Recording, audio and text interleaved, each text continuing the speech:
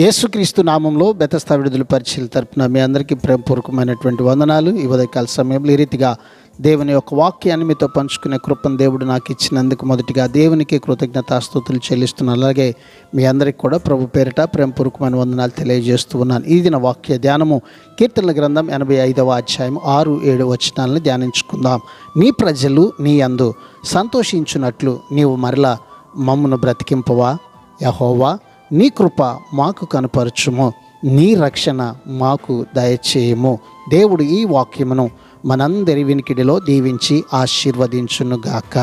ఆధ్యాత్మిక జీవం లేకుండా, దేవుని కృప, రక్షణ, పాప విముక్తి అనుభవం లేకుండా నిజమైన ఆనందం ఉండదు. తన ప్రజలు పాపాన్ని విడిచిపెట్టి సంతోషంగా ఉండాలన్నది దేవుని కోరిక.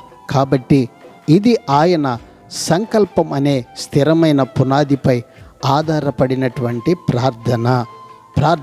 మహాపరిశుద్ధుడా, మహోన్నతుడా, జీవాధిపతి, మా మంచి యేసయ్య, నీ మహాకృపను బట్టి ప్రేమించి మరొక నూతన దినాన్ని మాకు ఇచ్చినందుకు నీకు వందనాలు, స్తోత్రాలు చెల్లిస్తూ నీ ప్రజలమైనటువంటి మేము నీ యందు సంతోషించినట్లుగా మా ప్రతి పరిస్థితిని మీరు తిరిగి బ్రతికించమని నీ కృప ద్వారా ఇదిగో ప్రభువా ఈ దినాన నీ ప్రజలమైనటువంటి మా జీవితంలో నీ ఉన్నతమైనటువంటి సంకల్పము ప్రతి ఒక్కరి జీవితంలో నెరవేరినట్లుగా నీ కార్యాన్ని జరిగించమని యేసు పరిశుద్ధ నామములో ప్రార్థించి అడిగి వేడుకుంటున్నాము తండ్రి. ఆమెన్.